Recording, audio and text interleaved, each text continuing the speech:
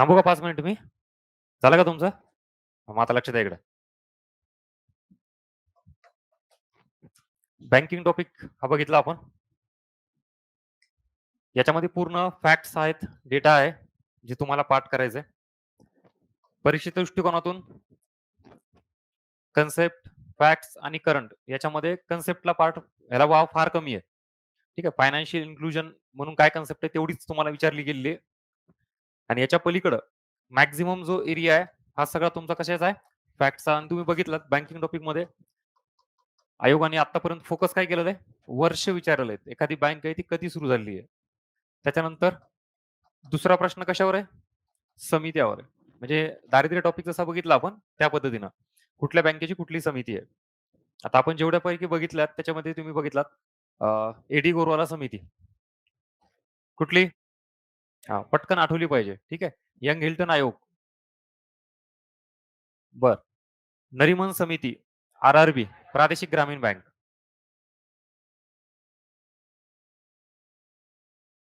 काही अर्थ नाही. मी वारंवार सांगतोय, आता इथून पुढे सांगणार नाही. त्यामुळं इट्स युअर चॉईस. तुम्हाला पहिल्या लेक्चरला सांगितलं इथं नाही. गजानन बस्के सर परीक्षेमध्ये आठवतील. कारण हा डेटा आपण घेतलाय आलाय. आता मी तुमच्याकडून पाठ करून घेणं हे अपेक्षित नाहीये. ती कन्सेप्ट आहे, कन्सेप्टची अंडरस्टँडिंग, त्याचं ॲप्लिकेशन, त्याचं कोरिलेशन हे सगळं मी केलेलं आहे तुमच्याकडून. आता हे तुम्हाला पाठ पाहिजे. मी सांगितलं नाही का, काल फ्लो चार्ट पूर्ण दिला आणि आज आता प्रश्न विचारला, की सरळ लगेच प्रादेशिक ग्रामीण बँकाला म्हणून टाकलं तुम्ही. आता फायदा नाही. सगळ्यांनी उत्तर दिलं ना. मी तुम्हाला स्टेटमेंट सांगितलं, की या समितीनं प्रादेशिक ग्रामीण बँकांचे तर तुम्ही येस म्हणलात. आता परत-परत मी रिव्हिजन किंवा या गोष्टी आता तुमच्याकडून घेत बसणार नाही, लहान मुलासारखं. मी तरीही टॉपिक झाल्यानंतरचा एक एरिया क्लिअर करतोय आणि प्रश्न अशा स्वरूपात आलेले आहेत आणि तुम्हाला येतील. मग ते बँकांचं राष्ट्रीयकरण असू द्यात, मग ते 69चं, 80चं, मग त्यांची ठेवी, मग त्या कुठल्या बँका, या सगळ्या गोष्टींचं. आणि त्याच्यानंतरचा जो पार्ट होता एन-पी-एचा किंवा तो कॅपिटल ॲडिक्वेसी रेशो असेल किंवा capital to risk asset ratio असेल, या अशा ज्या काही आहेत किंवा बेसल निकष आहेत, तर त्याच्यावर एक थोडी ओझरती नजर टाका, की त्याच्यात पुन्हा सगळ्या फॅक्ट्सच गोष्टी आहेत. आता याच्यातला एक शेवटचा पार्ट राहिला आणि त्याच्यावरही वारंवार प्रश्न विचारले आणि तोही फॅक्च्युअल डेटा आहे. तो म्हणजेच नरसिंहन समिती. नरसिंहन समिती फर्स्ट, नरसिंहन समिती सेकंड, जी आपण एल-पी-जी रिफॉर्म्समध्ये बघूयात. ती तिकडे का टाकलं मी? कारण बँकिंग सिस्टम एक्झॅक्टली काय हे आपण बघितली. मग त्याच्यामध्ये सार्वजनिक क्षेत्रातील बँका, व्यापारी बँका कुठल्या? व्यापारी बँकामध्ये सार्वजनिक आणि खाजगी. मग खाजगीमध्ये पुन्हा जुन्या, नव्या त्या बघितल्या. सार्वजनिक क्षेत्रामधील पुन्हा सगळं इकडे येतात. सरकारच्या ज्या बँका आहेत त्या. हे बँकिंग स्ट्रक्चर बघितल्यानंतर याच्यामध्ये रिफॉर्म्स, चेंजेस हे 1991 ला करण्यात आलेत. म्हणजे 1947 ते 1991 पूर्ण भारतीय अर्थव्यवस्थेचा प्रवास आपल्याला बघायचा आहे. आणि मग एक्झॅक्टली इथपर्यंत एल-पी-जी रिफॉर्म्समध्ये आपण सगळ्या सरकारच्या धोरणाचा अभ्यास करणार आहोत आणि त्यातल्या त्यात 1991 ला जी नरसिंहन समिती आहे, ही वित्तीय क्षेत्राबाबत किंवा बँकिंग क्षेत्रावर स्थापन केलेत. मग त्यांनी काय रिफॉर्म्स सुचवलेत. मग त्याच्या अगोदर काय रिफॉर्म्स होते, त्याचं बेसिक बॅकग्राऊंड तुम्हाला माहिती पाहिजे. त्याच्यामुळे मी इथं घेण्यापेक्षा अगोदर हे सगळं एल-पी-जीच्या टॉपिकमध्ये तुम्हाला बॅकग्राऊंड क्लिअर करेल. सरकारनी किंवा आर-बी-आयने निर्बंध का टाकले होते? खाजगी क्षेत्रावर बंधनं का होती? कशामुळे आपल्याला हे सगळ्या गोष्टी कराव्या लागल्या होत्या? प्रत्येक क्षेत्रामध्ये सरकारचा हस्तक्षेप, नियंत्रण जास्त होतं. मग इव्हन ते बँकिंग सेक्टरमध्ये सुद्धा. आणि मग नंतर नरसिंहन समितीने अशी काय शिफारस केली, की जेणेकरून बँकेमध्ये फार मोठ्या प्रमाणात चेंजेस करावे लागले आपल्याला. तो वार तिथं पार्ट बघूयात. म्हणजे एक छोटाच पार्ट राहिलाय.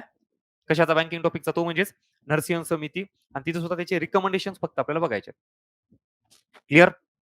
बँकिंग टॉपिक कळाला का सगळ्यांना? आता या लिंकेज मधला आपला शेवटचा पॉइंट किंवा टॉपिक म्हणूयात. जे तुम्हाला चलन व पैसा, महागाई, आर-बी-आय, मौद्रिक धोरण, बँकिंग या ह्याच्यामधला आता शेवटचा टॉपिक तो म्हणजेच नाणे बाजार आणि भांडवल बाजार. म्हणजे त्याला मेन ब्रॉड कुठल्या टॉपिकमध्ये कन्सिडर करायचं तर तो म्हणजेच वित्तीय बाजार किंवा भारतीय वित्तीय व्यवस्था अशी तुम्हाला पुस्तकात हेडिंग पाहायला मिळते बघा. ठीक आहे? त्यामुळे आता पुढचा पॉइंट किंवा टॉपिक टाका. भारतीय वित्तीय बाजार किंवा व्यवस्था.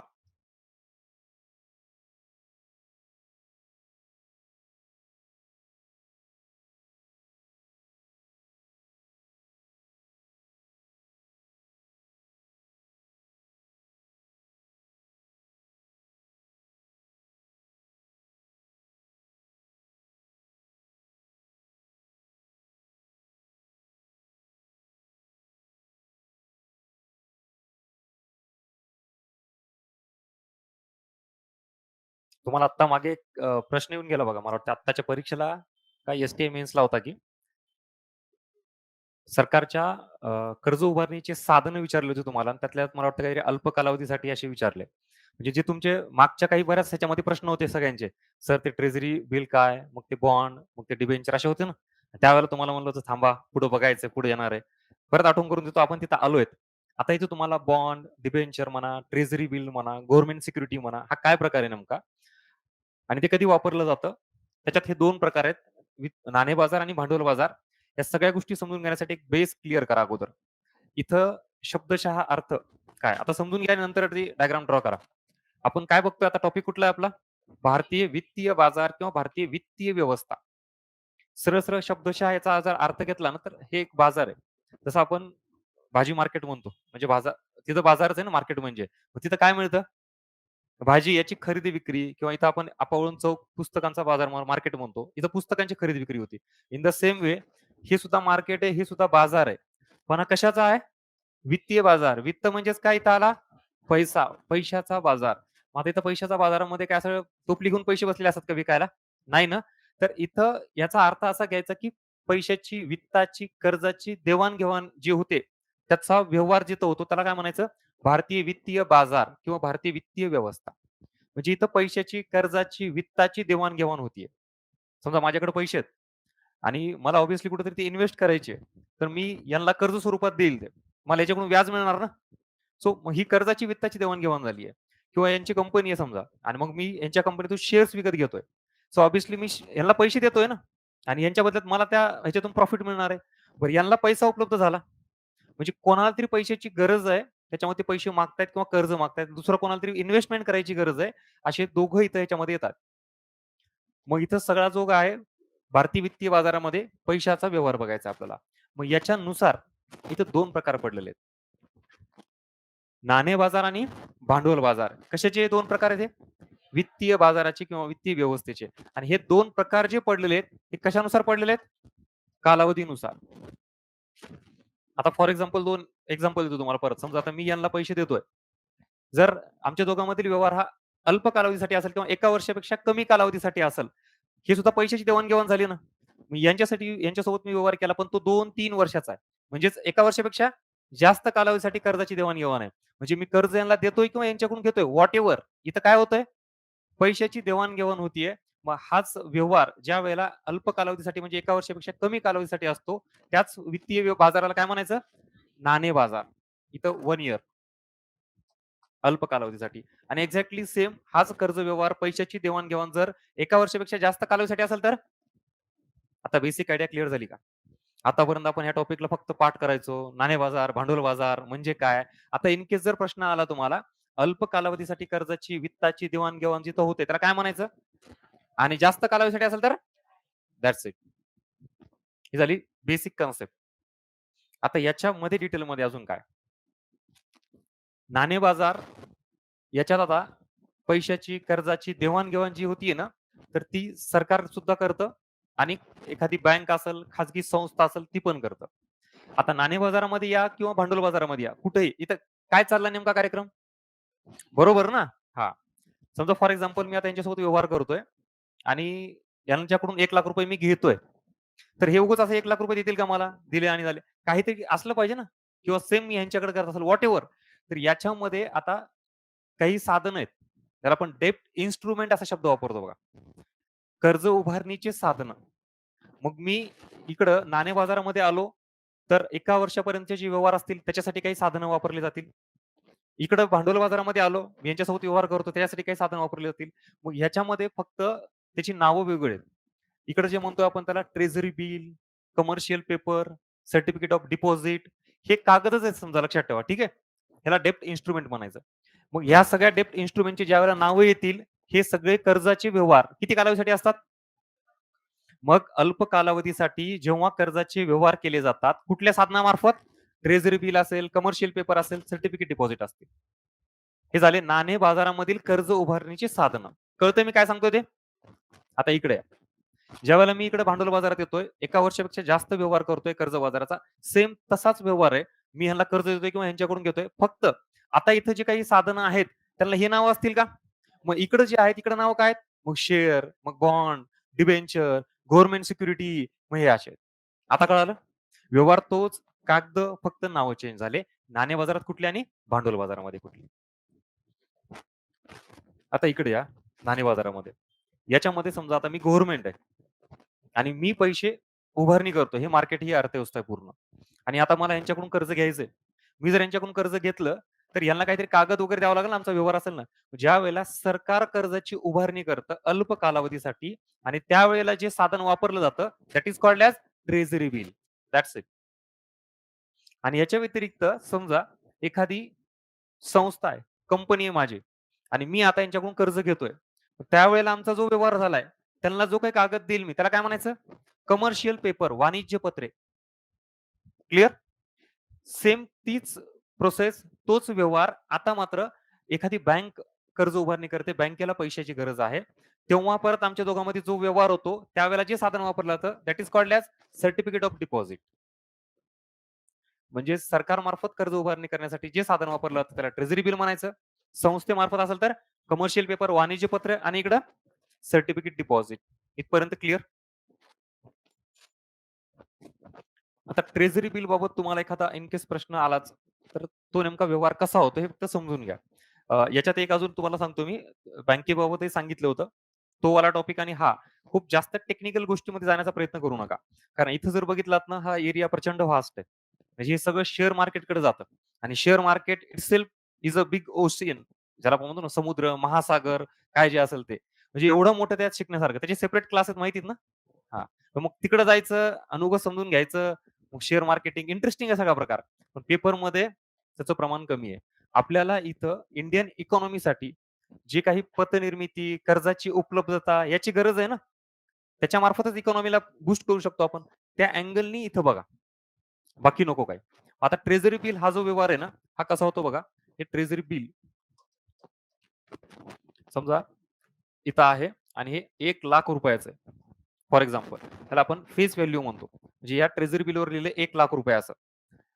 आता सरकार हे कर्ज उभारण्यासाठी वापरतं. ट्रेझरी बिल इश्यू केले सरकारनं. मग आता मी ह्याला ट्रेझरी बिल विकतोय.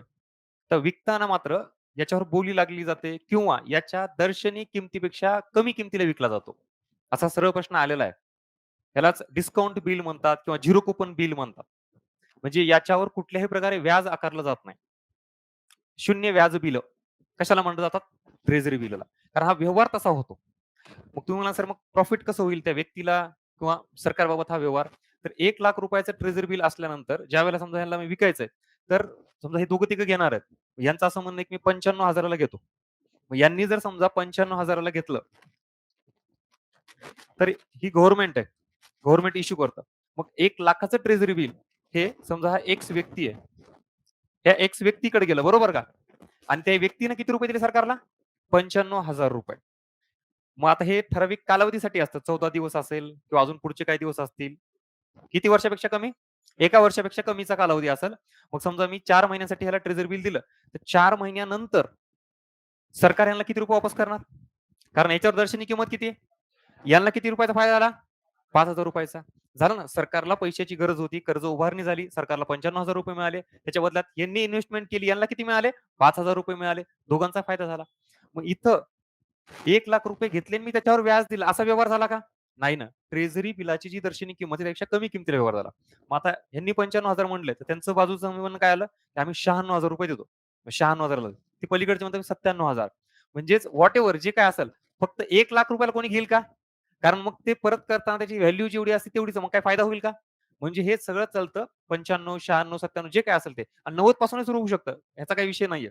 फक्त सांगायचं एकच आहे, याच्यावर कुठल्याही प्रकारे व्याज न आकारता त्याच्या दर्शनी किमतीपेक्षा कमी किमतीला व्यवहार होतो आणि जो मग डिफरन्स जो उरलेला आहे, तो डिफरन्स सरकार नंतर परत करतो. तो त्याचा फायदा असतो. Is that clear? ह्याला म्हणायचं ट्रेझरी बिल व्यवहार. आता कळालं का? आणि हे गव्हर्नमेंट मार्फत इश्यू केलं जातं अल्प कालावधीसाठी कर्ज उभारणीला आणि सेम तोच व्यवहार असतो इकडं. त्याला आपण वाणिज्य नाणे बाजार म्हणतो. बघा ह्याच्यात नाणे बाजाराचे 2 प्रकार आहेत. शासकीय नाणे बाजार आणि वाणिज्य नाणे बाजार. शासकीय नाणे बाजार म्हणजे त्याच्या नावातच सांगतं ना ते, हे कोणामार्फत? सरकारमार्फत केलं जातं कर्ज उभारणीसाठी आणि शासकीय नाणे बाजारात कुठलं साधन? Treasury bill. आता वाणिज्य नाणे बाजार म्हणजे सरकार सोडून इतरची खाजगी संस्था ज्या असतील त्यांनी मार्फत हे केलेलं. मग त्याच्यामध्ये कमर्शियल पेपर आणि सर्टिफिकेट डिपॉझिट. आता तुम्हाला प्रश्न कसा येऊ शकतो? एक तर पहिली गोष्ट, वित्तीय बाजार किंवा भारतीय वित्तीय व्यवस्था याचे कालावधीनुसार दोन प्रकार पडलेले आहेत, नाणे बाजार आणि भांडवल बाजार. सो अल्प कालावधीसाठी जिथं व्यवहार होतो त्याला काय म्हणायचं? नाणे बाजारातही शासकीय नाणे बाजाराअंतर्गत खालीलपैकी कुठल्या साधनांचा वापर केला जातो? Very good. आणि शासकीय नाणे बाजाराच्या व्यतिरिक्त मग वाणिज्य नाणे बाजार याच्यामध्ये कुठले साधनं वापरले जातील? कमर्शियल पेपर, सर्टिफिकेट डिपॉझिट, वाणिज्य पत्रे, ठेवी पत्रे किंवा ठेवी प्रमाणपत्रे म्हणतो आपण त्याला. हे एवढं काढून घ्यायचं तर काढून घ्या. चला.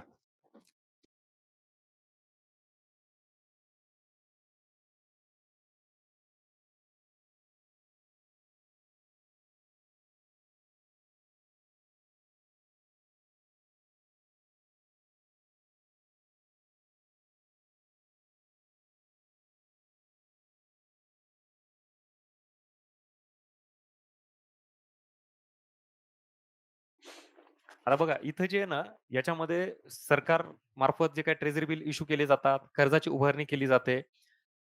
आपण याच्या अगोदर राजकोषीय धोरण बघितलं. त्यानंतर मॉनिटरी पॉलिसी किंवा महागाईसाठी राजकोषीय धोरण बघितलं. तिथं मात्र सरकारला पैशाची गरज आहे या दृष्टिकोनातून सरकार कर्ज उभारणी करतं का? अर्थव्यवस्थेतील पैशाचं प्रमाण कमी किंवा जास्त, तेजी किंवा मंदी ही नियंत्रित करण्यासाठी करतं. पण इथं मात्र आता दोन्ही उद्देश आहेत. इथं ॲक्चुअली सेम जो आधीचा पार्ट बघितला होता आपण, की महागाई नियंत्रित करणे, मंदी दूर करणे, त्यासाठी सरकार करतं आणि त्यासोबत सोबत पैशाची गरज जी असते ना सरकारची, ती सुद्धा सरकार भागवतं. या ट्रेझरी बिलच्या इश्यू मार्फत. आणि यांचं तर ऑब्व्हियसली काय असणार आहे गरज? त्यांची पैशाची गरज.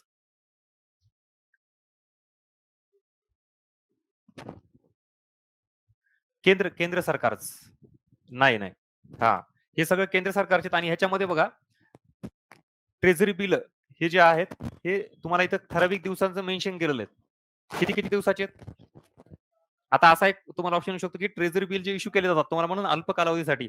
तर त्याच्यामध्ये तिथं आहे मेन्शन करा वाटलं तर 14 दिवस, 91, 182 आणि 100 सॉरी 364.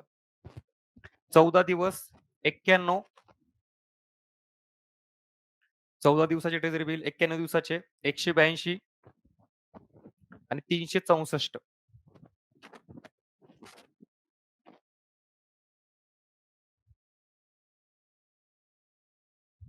त्याला शून्य व्याज बिल म्हटलं जातं हे महत्वाचा पॉइंट आहे. जर प्रश्न आलाच तुम्हाला. झिरो कुपन बिल, शून्य व्याज बिल, झिरो कुपन बिल कशाला म्हटलं जातं? ट्रेझरी बिल, शून्य व्याज बिल. म्हणजे एकूण एकच आहे. ₹1,00,000 विकून त्याच्यावर व्याज देणं काय आणि डिस्काउंटला विकणं काय. पण त्याच्यावर फक्त व्याज म्हणून असं घेतलं जात नाही. त्याच्यामुळे त्याला झिरो कुपन बिल म्हणलं जातं.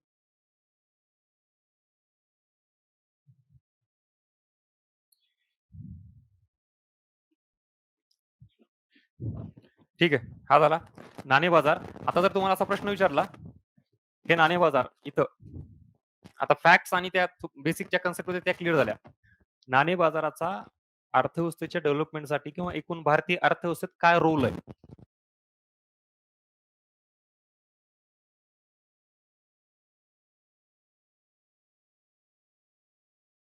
अल्प कालावधीसाठी कर्ज उभारणी, पैशाची उपलब्धता किंवा पतनिर्मिती या अशा बऱ्याच गोष्टींचा इथं रोल प्ले केला जातो.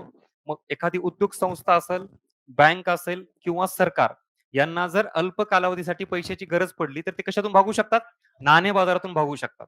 नाणे बाजार हा खूप जास्त इम्पॉर्टंट आहे अल्प कालावधीसाठी कर्ज भागवण्यासाठी. आता इकडे या. कुठं? भांडवल बाजार. आता याची एक मोठी डायग्राम आहे. अख्खा भांडवल बाजार तुम्हाला एका चार्टमध्ये बसवून देतो.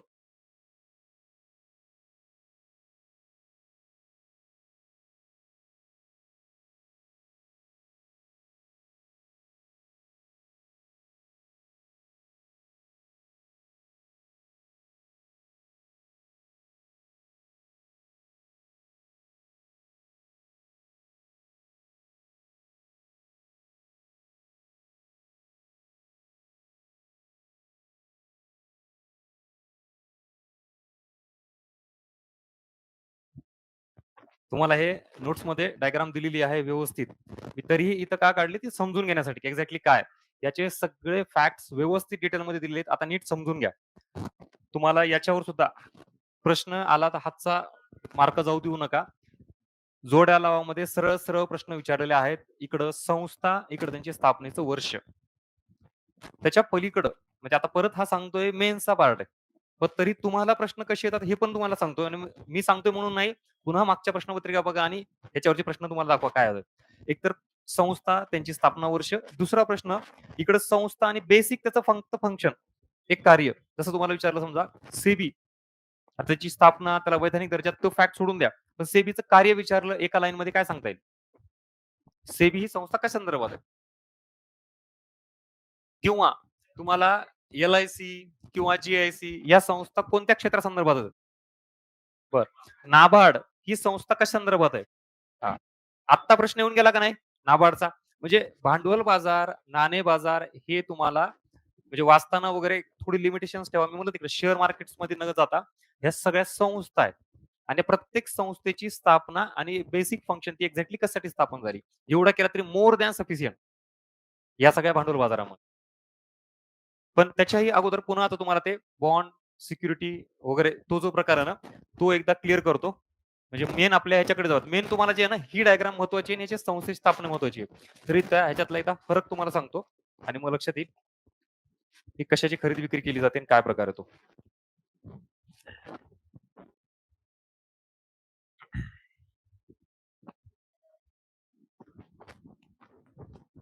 आता व्यवहार समजून घ्या. इथं हे जे इथं बघतोय आपण हे त्याला शेअर मार्केट म्हणायचं. म्हणजे जे भांडवल बाजाराचा पार्ट आहे ना, तो हा आहे शेअर मार्केट. हे इकडं संस्था म्हणून फक्त याच्याकडे बघा. इथं प्रतिभूती बाजार म्हणजे काय दिलंय? गिल्ट एज बाजार आणि औद्योगिक रोखे बाजार. ह्याच्यातला फरक त्यालाच आपण शेअर मार्केट म्हणतो आणि शेअर मार्केटमध्ये काय काय होतं? तो प्रकार हे इथं आहे. शेअर म्हणजे काय? बॉन्ड म्हणजे काय? मग डिबेंचर यालाच म्हटलं जातं. मग गव्हर्नमेंट सिक्युरिटी किंवा इकडे येतात. मग शेअरमध्ये आणि गव्हर्नमेंट सिक्युरिटीमध्ये काय फरक आहे? तो प्रकार सगळा. हे इकडचा पार्ट. पण याच्यावर प्रश्न कदाचितच विचारला जाईल, तरीही मी तुम्हाला हे क्लिअर करून देतोय. मेन जो पार्ट आहे तुमच्या परीक्षेचा हा वाला आणि हा इकडचा आहे. ज्या सगळ्या संस्था आहेत. आता इथं जे चालतं ना खेळ हे बघा. प्रतिभूती बाजार इथं परत बाजार आहे. म्हणजे मेन हेडिंग काय आपली? भांडवल बाजार आहे आणि त्याचे हे 3 अँगल आहेत. त्यातला एक आहे प्रतिभूती बाजार. त्याच्यानंतर विकास वित्तीय संस्था, डेव्हलपमेंट फायनान्शियल इन्स्टिट्यूट याला म्हणतो आपण. तिसरा पार्ट आहे गैर बँक वित्तीय संस्था, नॉन बँकिंग फायनान्शियल इन्स्टिट्यूट म्हणतो आपण याला. पहिला पार्ट आपण हे बघतोय प्रतिभूती बाजार. इथं परत बाजार हा शब्द आहे. म्हणजे इथं परत कशाची ते देवाण-घेवाण, खरेदी-विक्री होतीये. मग कशाची? प्रतिभूतींची. प्रतिभूती म्हणजेच सिक्युरिटी. आता परत सेम तो कागद, एक कागदाचा तुकडा. जे नाणे बाजारामध्ये काय-काय नावाने ओळखला जात होता? ट्रेझरी बिल, सर्टिफिकेट डिपॉझिट आणि कमर्शियल पेपर. बरोबर? आता इथं सेम तसाच कर्जाचा व्यवहार होतोय. पण याला आपण इकडे काय म्हणतोय? सिक्युरिटी असं म्हणतो. प्रतिभूती बाजार. म्हणजे इथं सिक्युरिटीची खरेदी आणि विक्री होतीये. ह्याच्यात पुन्हा 2 प्रकार पडलेले आहेत. गिल्ट एज्ड बाजार आणि औद्योगिक रोखे बाजार. मग ज्या वेळेला सरकारच्या कंपन्यांच्या शेअर्सची किंवा कर्ज रोख्यांची खरेदी विक्री होते, त्या बाजाराला काय म्हणायचं? गिल्ट एज्ड बाजार. इथं सरकारच्या कर्ज रोख्यांची किंवा शेअर्सची खरेदी विक्री. इथं सरळ-सरळ लिहा गव्हर्नमेंट इथं नाव दिलेलं आहे. आता ह्याच्या व्यतिरिक्त ज्या खाजगी संस्था आहेत, त्यांच्या शेअर्सची म्हणा किंवा त्यांच्या कर्ज रोख्यांची खरेदी विक्री जिथं होते, त्याला काय म्हणायचं? औद्योगिक रोखे बाजार. दोघातला डिफरन्स कळाला? त्याला गिल्ट एज बाजार का म्हटलं जातं? आता तुम्ही बघा, समजा तुम्हाला इन्व्हेस्टमेंट करायची ₹1,00,000 तुमच्याकडं आणि समजा माझ्याकडे आहेत आणि मला 2 ऑप्शन आहेत. एक म्हणजे समजा गव्हर्नमेंटची कंपनी आहे. त्याच्यामध्ये शेअर्स टाकणार मी आणि दुसरा ऑप्शन आहे मला सोनं. त्याच्यात एकदम सिक्युअर किंवा बेस्ट ऑब्व्हियसली आपण सोन्याला प्रिफर करतोय. त्याच्यात किमती वाढतील, हे करतील. म्हणजे जगात कुठल्याही लेव्हलला तुम्ही जा, इन्व्हेस्टमेंट करायचा जर ऑप्शन सोनं हा असेल गोल्ड, तर तो बेस्ट आहे. आणि फक्त भारतात नाही, फक्त महाराष्ट्रात नाही. म्हणजे हे एका राज्यापुरतं नाही, एका देशापुरतं नाही, तर जागतिक स्तरावर. गव्हर्नमेंट सिक्युरिटी ही फक्त देशापुरती आहे ना. मला जागतिक स्तरावर काही कामाला येईल का? नाही. पण सोनं मात्र येऊ शकतं मग व्यवहार करायला. मग सोनं हे जेवढं सिक्युअर आहे, त्याच सोन्यासारखं म्हणजे गिल्ट एज्ड म्हणजे सोन्यासारखं चकाकणारा. मग त्याच्या एवढंच सिक्युअर असलेलं आणि बेस्ट इन्व्हेस्टसाठी ऑप्शन असलेलं काय? सिक्युरिटी. कुठला? सरकारी सिक्युरिटी म्हणतो आपण त्याला. सरकारी कर्ज रोखे. मग सोन्यासारख्याच गोष्टीचा जर आपण जेव्हा खरेदी विक्रीसाठी व्यवहार करतो, सरकारी कर्ज रोख्यांचा, त्यालाच गिल्ट एज्ड बाजार असं म्हणायचं. म्हणजे सोन्याच्याच लेव्हलला सरकारी कर्ज रोख्यांची इथं तुलना केलेली आहे. आता कळालं का? ह्याला असं का म्हटलं जातं ते. आता औद्योगिक रोखे बाजारामध्ये इथं काय येणार? खाजगी कंपन्यांच्या शेअरची खरेदी-विक्री. त्याच्यात पुन्हा 2 गोष्टी आहेत. एक म्हणजे प्राथमिक किंवा नव रोखे बाजार. त्याला दुसरं म्हणायचं दुय्यम किंवा विद्यमान रोखे बाजार. आता माझी प्रायव्हेट कंपनी आहे. कंपनीचे पूर्ण शेअर्स माझ्या मालकीचे आहेत आणि पहिल्यांदाच जर मी शेअर्स यांना विकतोय, ज्यावेळेला या शेअर्सची पहिल्यांदाच विक्री होते, अशाच व्यवहाराला कशात टाकायचं? नवरोखे बाजारामध्ये. आता जेव्हा ह्यांना विकलं, हे परत ह्यांना विकणार, हे ह्यांना विकणार. म्हणजे आता ही खरेदी-विक्री चालत राहणार ना. मग तिथून पुढचा हा सगळा व्यवहार कशात टाकायचा? विद्यमान रोखे बाजारात. तुम्ही मागे शब्द ऐकला असेल बघा, आय-पी-ओ किंवा एल-आय-सीचा आय-पी-ओ काढला जाणार किंवा अजून कुठलाही. सो आय-पी-ओ हा व्यवहार कशात टाकला जातो? आय-पी-ओचं लाँग फॉर्म काय? Initial public offering. म्हणजे याचा अर्थ ज्या कंपनीचं पहिल्यांदा शेअर्सची विक्री केली जाते, त्याला आपण आय-पी-ओ असं म्हणतो. मग ते कुठे येणार आय-पी-ओ? बरोबर का? त्याला इथं आय-पी-ओ म्हणायचं. बरं. गिल्ट एज बाजार झाला, औद्योगिक रोखे बाजार झाला, त्यात प्राथमिक हे म्हणजे इन केस जर वन लाइनर मध्ये तुम्हाला अशा काही गोष्टी आल्या असता आता सांगता येतील का? हा सगळा कशाचा बघितला आपण? प्रतिभूती बाजाराचा प्रकार. ह्याच्यात अजून थोडं टेक्निकल गोष्टीकडे जायचं म्हटलं, आता शेअर आणि बॉन्ड या दोघातला फरक काय? आता परत एक उदाहरण देतो तुम्हाला. समजा माझी कंपनी आहे, प्रायव्हेट कंपनी किंवा सरकारची किंवा व्हॉटएव्हर. मला पैसे पाहिजेत म्हणजे ऑब्व्हियसली जे इथं प्रकार चाललाय आता कर्ज उभारणीचा चाललाय ना. अल्प कालावधीसाठी की दीर्घ कालावधीसाठी? भांडवल बाजारात आहेत आपण विसरू नका. दीर्घ कालावधीसाठी कर्जांची उभारणी चालू आहे. परत मला 2 ऑप्शन आहेत. समजा मी यांच्याकडून कर्ज घेतोय ₹1,00,000 आणि यांच्याकडून एक घेतोय. यांच्याकडून कर्ज घेताना मी व्याजाने कर्ज घेतोय. 2 वर्षासाठी घेतोय. मग ₹1,00,000 घेतल्यानंतर 2 वर्षांनी मला ह्यांना कर्ज परत करायचंय व्याजासकट. एक व्यवहार झाला. परत त्यांच्यासोबत मी व्यवहार करतोय. आता मात्र मी ₹1,00,000 यांच्याकडून घेतोय, पण व्याजाने नाही. तर ह्यांना डायरेक्टली "बाबा तुम्ही मला पैसे द्या. मी तुम्हाला काही माझी मालकी विकत देतो." म्हणजे शेअर्स विकत देतोय. म्हणजे 10% शेअर्स यांना विकत दिले. असे 2 व्यवहार क्लिअर झाले. आता याच्यात इथं जे व्यवहार समजा मी कर्ज स्वरूपात त्यांच्याकडून पैसे घेतोय, तिथं जे इन्स्ट्रुमेंट वापरलं जातं, साधन वापरलं जातं that is called as bond. आणि ज्यावेळेला मी यांच्यासोबत व्यवहार करतोय, यांच्याकडून कर्ज घेतोय का मी? याला डायरेक्ट मालकी विकत देतोय. मग तिथं जो काही आमचा व्यवहार होतोय आणि जे काही साधन वापरलं जातं त्याला काय म्हणायचं? शेअर. आता दोघातला फरक कळाला का? मग ह्या कन्सेप्टच्या आधारावर जर तुम्ही बघितलात, इथं ज्या व्यक्तीनं शेअर्स विकत घेतले, यांनी शेअर्स विकत घेतलेत ना, मग यांना मालकी हक्क मिळालाय. समजा 100% पैकी 10% ज्यांना मालकी मिळाली. पण यांना आता त्या कंपनीमध्ये जे काही मतदान असेल, निवडणूक असेल, निवड करायची असेल, यांना अधिकार आहे का नाही? यांना अधिकार आहे का? नाही. म्हणजे इथं वोटिंग राइट्स हे शेअर्स यांना असतात, यांना नसतात. आता यांनी मला कर्ज दिलं. पण याच्यात अजून एक फायदा असा असतो, की माझी कंपनी समजा उद्या बुडाली, काही झाली, तर मी यांना कर्ज देणं बांधील असतो. समजा ₹1,00,000 मी असं नाही म्हणू शकत मला लॉस झाला, मग 1,00,000 नाही, मी 50,000च घ्या. असा काही संबंध आहे का यांचा? त्यांना ₹1,00,000 प्लस व्याज मला परतच करावं लागेल. मग यांचा लॉस पण असाच आहे, की मला समजा प्रॉफिट झालं भरपूर, तर मग असं म्हणाल का मला प्रॉफिट झालं म्हणून ह्याला मी जास्त पैसे देईल का? नाही. म्हणजेच ज्यावेळेला मी कर्ज घेतोय, त्यावेळेला कर्जदारांची बाजू बघा आता. एकतर त्यांना ठराविक 2 वर्षानंतर कर्ज परत मिळणार, व्याजही मिळणार. कंपनी लॉसमध्ये असेल किंवा प्रॉफिटमध्ये असेल, पहिली गोष्ट. आता यांच्याकडे या. यांनी काय केलेलं आहे, शेअर्स विकत घेतलेले आहेत. मग शेअर्स विकत घेतले म्हटल्यावर आता ह्यांचा पहिल्यांदा लॉसचा भाग काय? जर कंपनी लॉसमध्ये गेली, तर यांना सुद्धा लॉस. म्हणजे समजा ₹100 हे कंपनीचा फायदा झाला, तर यांना किती रुपये मिळणार? ₹200 झाला तर ₹20. म्हणजे जसं-जसं कंपनीला प्रॉफिट होईल तसं यांचा फायदा आहे. मी यांना व्याज वाढवून देईल का? नाही, यांना वाढवून देईल. तसंच जर कंपनीला ₹50 फायदा झाला तर यांना किती मिळणार? ₹5 मिळणार. आता कळालं का? दोघातला फरक शेअर्स आणि बॉन्ड मधला. म्हणजे माझी कंपनी आहे. मी जर कर्ज घेतलं, तर यांना काही फायदे आहेत, काही मला फायदे आहेत. आणि जर मी मालकी विकली, काही यांना फायदे, काही मला फायदे आहेत. हा असा व्यवहार इथलचा. आणि त्याच्यामधले साधनं जर बघितले, कर्ज उभारणी करण्यासाठी जे साधन वापरलं जातं that is called as bond किंवा डिबेंचर त्याला म्हटलं जातं. आणि इकडं शेअर्स किंवा गव्हर्नमेंट सिक्युरिटी. मग आता प्रायव्हेट कंपनीला आपण शेअर्स म्हणू शकतो आणि सरकारच्या कंपनीला गव्हर्नमेंट सिक्युरिटी म्हणू शकतो, सरकारी कर्ज रोखे. हा फरक आहे. प्रॉफिट मधील वाटा हा यांना असतो की त्यांना असतो? यांना असेल ना. प्रॉफिटमध्ये यांचा काही संबंध नाही. बाबा एवढं-एवढं तुम्ही कर्ज घेतलं मी एवढं व्याज देईल, विषय संपला तुमचा. ओनरशिप हां. आता कळतंय का काय चाललंय ते? यांची ओनरशिप निर्माण होईल का? अजिबात नाही. यांचा संबंध 2 वर्षापुरताच आहे. तुम्ही दिला त्यात पण असाच की मध्ये इंटरफेअर अजिबात नाही. कुठंच काही संबंध नाही तुमचा. पण ह्यांचा मात्र क्लिअर इथं आहे. म्हणजे हे इकडे येणार नाही. आता मॅनेजमेंटमध्ये सुद्धा यांचा रोल असेल, यांचा काहीच रोल नाहीये. आणि इथं रिस्क ही कोणाला असेल? यांना असेल, यांना काही संबंध नाही. ठीक आहे. आता हे जरा खूप अति झालं म्हणजे हे एवढं टेक्निकल तुम्हाला नाहीये, पण तरीही मी सांगितलं तुमची फार जास्त उत्सुकता होती, की सर ह्याच्यात काय प्रकार आहे, काय नाही आणि म्हणून आता अजून एक पुढचा पाऊल सांगतो तुम्हाला. आपल्याला पुढे म्युच्युअल फंड आणि ते बघायचंय किंवा शेअर मार्केट बाबत जी तुमची उत्सुकता असते ना, सर मग कुठले शेअर्स मग कसे ठरतात काय?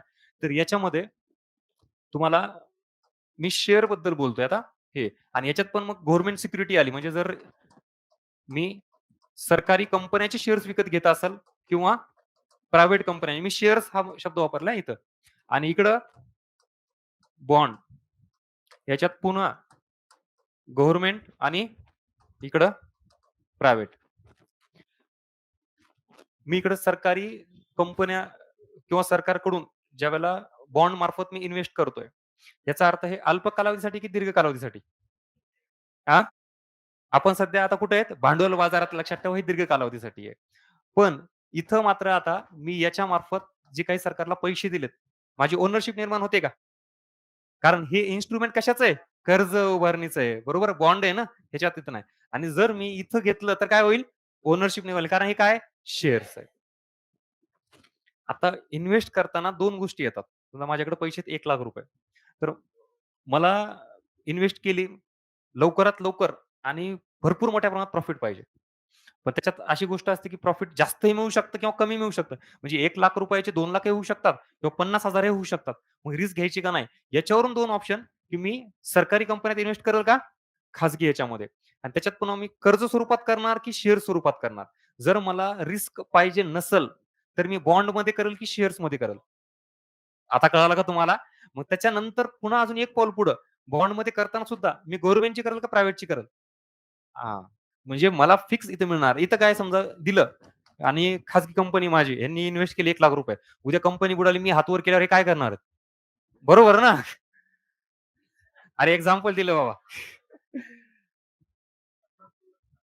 आणि समजा आता जर इकडे समजा ह्यांनी इन्व्हेस्टमेंट केली, कुठं या बॉन्डमध्ये सरकारकडे. सो सरकार पडलं, गेलं, काही झालं फक्त ड्युरेशन मागे-पुढे होऊ शकतो. पण यांचे पैसे वाया जाणार नाहीत. आता कळालं का? सेम इकडे या आता. शेअर्स.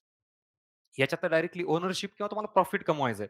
मग तसं जर तुम्ही पुन्हा प्रायव्हेट कंपनीमध्ये गेलात, तर ग्रोथ कमी जास्त फ्लक्च्युएशन, जास्त पैसा तुम्हाला मिळू शकेल. पण तसंच मी आत्ता जसं उदाहरण दिलं, इकडं काही झालं, तर मग ते गेलं सगळं वाया. पण इकडे पुन्हा तुम्ही गव्हर्नमेंट सिक्युरिटीमध्ये जर घेतलात, तर सिक्युअर आहे. भलेही तुम्हाला रिटर्न फार जास्त मिळणार नाही, पण गॅरंटेड रिटर्न मिळेल आणि सिक्युरिटी राहील. आता फरक कळाला?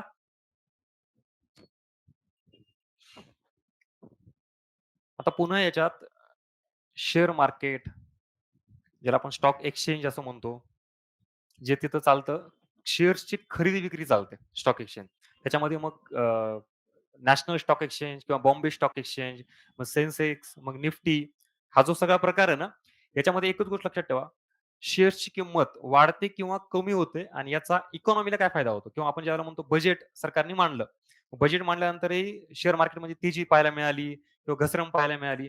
याचा सरळ साधा नियम आपली मागणी आणि किंमत याचा संबंध जोडायचा. आपण बघितलं का नाही ते? एखाद्या गोष्टीची कुठल्याही जर मागणी ही वाढली, त्याची किंमत काय होते? हां? हां. कारण हे सेम त्याच्यावर समीकरण डिपेंड आहे. मागणी वाढली की किंमत वाढते. आता सेन्सेक्स वधारला, सेन्सेक्स घसरला, त्याचा संबंध काय बघा. एखादी कंपनी आहे, समजा त्याचे शेअर्स ₹10 ला आहेत फॉर एक्झाम्पल एका कंपनीचे आणि त्याची कंपनी प्रॉफिटमध्ये चालली आहे. जर त्या कंपनीला नफा होत असेल, तर शेअर होल्डरला सुद्धा नफा होतो की नाही? आत्ताच बघितलं ना आपण ₹100, ₹200 जे काय असेल ते शेअर होल्डरला होतो.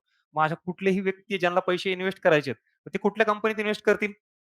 ज्याचा नफा वाढतोय, जी ग्रोइंग कंपनी त्याच्यात करतील ना. म्हणजे इथं जर इन्व्हेस्टमेंट करायची असेल, ही एक्स कंपनी आहे. मग ह्याचा जर प्रॉफिट वाढतच असेल, तर या एक्स कंपनीच्या शेअर्सची मागणी ही वाढेल की कमी होईल? मग जर शेअर्सची मागणी वाढली, तर त्याची किंमत सुद्धा काय होईल? मग ₹10 शेअरची किंमत असेल ती 12 होईल, ती 15 होईल. आता कळालं का? आणि यालाच म्हणतो आपण सेन्सेक्स वधारला किंवा शेअर मार्केट वधारला. आता कळालं? आता एक्झॅक्टली अपोझिट. इन केस अर्थव्यवस्थेत मंदी आली, व्हॉटएव्हर एक्सटर्नल फॅक्टरमुळे किंवा त्या पर्टिक्युलर कंपनीमध्ये जर काही सिच्युएशन बिघडली, तर तिचा लॉस होईल का नाही? आणि अशा लॉस होणाऱ्या कंपनीमध्ये जे शेअर होते ते थांबतील का? त्या कंपनीच्या शेअर्सची मागणी वाढेल का? नाही ना. उलट मागणी कमी होईल. म्हणजे जिथं जर मागणी कमी झाली, तर त्याची किंमत सुद्धा काय होईल? कमी होईल. म्हणजे हा आकडा रिव्हर्स जाईल. 15, 12 हे ₹8 ला पण शेअर्स होईल. आता कळालं का? मग शेअर्स पडतात, शेअर मार्केट पडतं ते हा प्रकार. म्हणजे फिरून सगळा जो काही आहे, तो कंपनीच्या शेअर्सची मागणी नेमकी किती आहे, त्याच्यावरून त्या शेअर्सची किंमत ठरते आणि याच्यावरून तो सेन्सेक्स, ते निफ्टी, ते शेअर मार्केट हे याच्यावर ठरतं. मग अर्थव्यवस्थेमध्ये जर तेजी असेल, हे असेल सगळं, तर ते सगळं व्यवस्थित चालतं. त्या-त्या कंपनीचं डिपेंड राहतं. बजेटमध्ये विशेषतः कुठल्या सेक्टरला सरकारने फंड अलोकेट केलेला आहे. त्याच्यावरून त्या सेक्टरच्या कंपन्यांची किंमत काय होते? शेअर्सची वाढते आणि म्हणून त्या कंपन्यांचा सगळं तेजीत चालल्यामुळे शेअर मार्केट तेजीत जातं. आता कळालं का? हे सगळा प्रकार इंटरलिंक कसा आहे? मग तुम्हाला एक प्रश्न विचारतो. लॉकडाऊनमध्ये कोणाच्या वाचण्यात आला असेल तर, लॉकडाऊन असताना सुद्धा शेअर मार्केट तेजीत होतं असं वाचण्यात आलं का? हां, मग याचं रिझन काय? हां, आता काय होतं माहिती आहे का? सगळ्या ॲक्टिव्हिटी बंद होत्या आणि विशेषतः जो काही समजा श्रीमंत वर्ग होता म्हणू, विशेषतः आय-टी सेक्टरमध्ये किंवा काही असेल, तर तिथलचा जो काही इन्व्हेस्टमेंटचा प्रकार होता का, तो सगळा शेअर मार्केटमध्ये शिफ्ट झाला. मग तिथं लोकं धडाधड शेअर्स विकत घ्यायला लागले. काही म्हणजे ॲक्टिव्हिटी नसताना पण. मग ऑब्व्हियसली एकच आहे ना, शेअर्स विकत घ्यायला लागले म्हणजे त्याची काय झाली? मागणी वाढली की आणि शेअर मार्केट क्लिअर? एवढं केलात तरी मोर दॅन सफिशियंट आहे शेअर मार्केटवर. हे इथं काय लिहून घ्यायचं राहिलं तुमचं? हे राहिलं का? हां,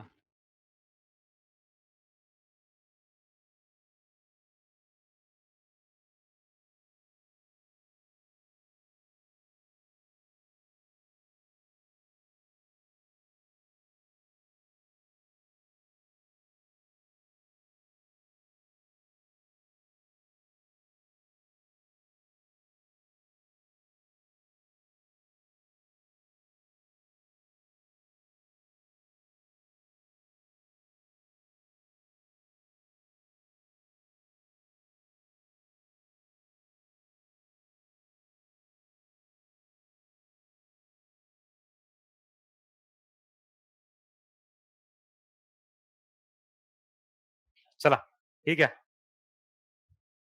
हे जस्ट एक तुमच्या इन्फॉर्मेशनसाठी काढून घ्या पटकन. राहिलं का अजून? पटकन हे करा चला फास्ट. या सगळ्या संस्था बघायच्यात आपल्याला.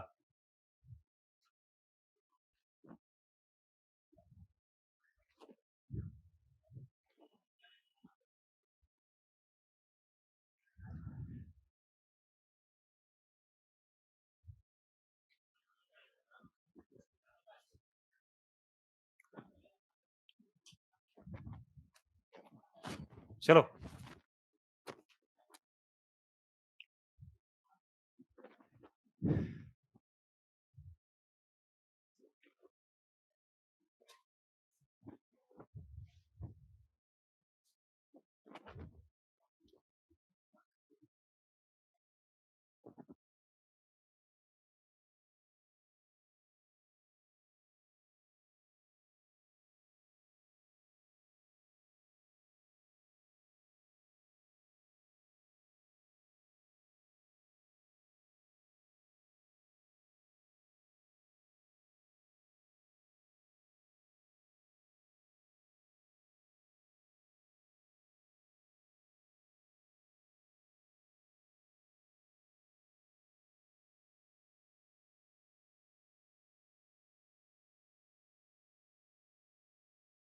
चला झालं का?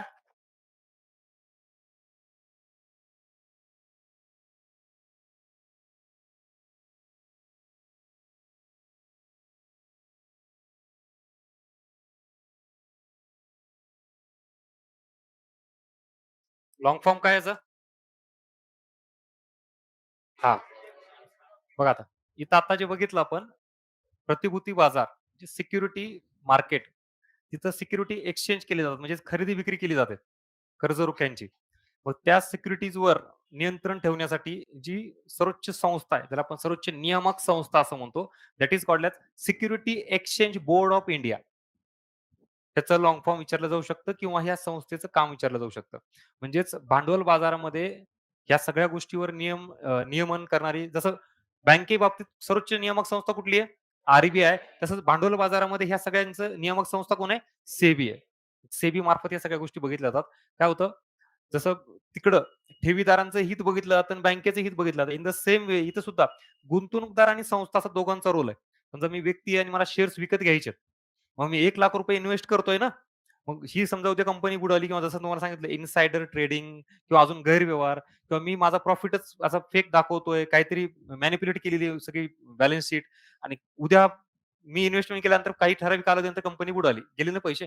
म्हणून गुंतवणूकदारांचंही हित जोपासणं, त्याच्यानंतर कंपन्यांनी सगळ्या गोष्टी व्यवस्थित मेन्शन करणं, त्याच्यावर नियंत्रण ठेवणं, असा सगळा जो प्रकार आहे तो कोणामार्फत केला जातो? सेबी अंतर्गत केला जातो. मग याच्यामुळं ती एक ऑर्गनाइज सिस्टम सध्या वर्क करते.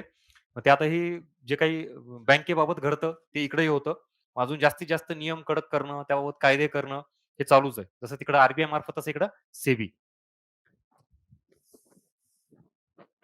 हा झाला एक इकडचा पहिला पार्ट.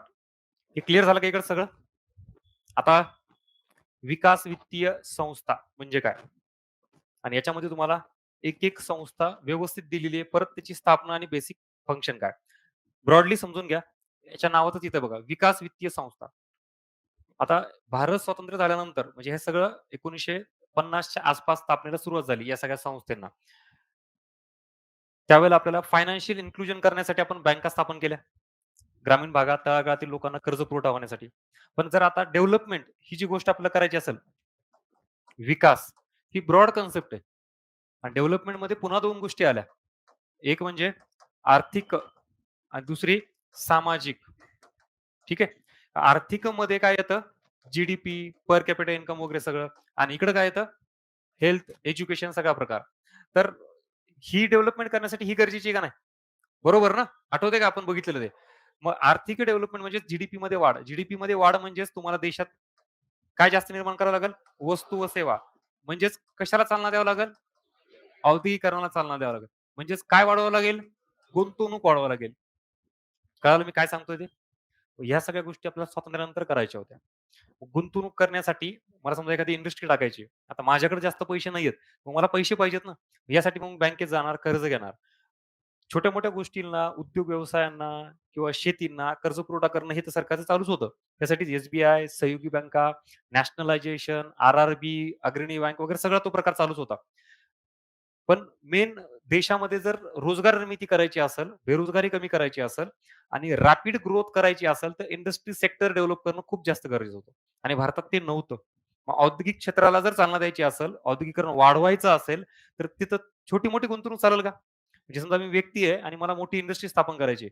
मग बँकेकडून मी जे कर्ज घेतोय, ते 10 1,00,000, 2,00,000, 5,00,000 असं घेऊन चालणार नाही. 50,00,000, 60,00,000 किंवा सी-आरमध्ये इन्व्हेस्टमेंट लागते. मग ह्या दोन्ही गोष्टी पॅरलली करणं शक्य नव्हतं. बँका छोट्या व्यक्तींनाही कर्ज देण्यात होत्या आणि उद्योगांना देण्यात होत्या. उद्योगांना छोटं कर्ज लागतं का? आणि जर मग एखाद्या उद्योगाने जर समजा बँकेतून मोठं कर्ज घेतलं, तर ती बँक दुसऱ्यांना कर्ज देऊ शकेल का? म्हणजे याच्यासाठी एक अशी गरज निर्माण झाली, की आपल्याला अशा काही संस्था असल्या पाहिजेत, की ज्या फक्त मोठ्या इंडस्ट्रीसाठी म्हणा किंवा डेव्हलपमेंटल जे प्रोजेक्ट्स आहेत, इन्फ्रास्ट्रक्चर डेव्हलपमेंट आहेत, याच्यासाठी फंडिंग करणाऱ्या संस्था उभारणं गरजेच्या होत्या. आणि त्या संस्था म्हणजेच आता जे मी तुम्हाला सांगितलं, विकास वित्तीय संस्था, जी इथे हेडिंग आहे बघा.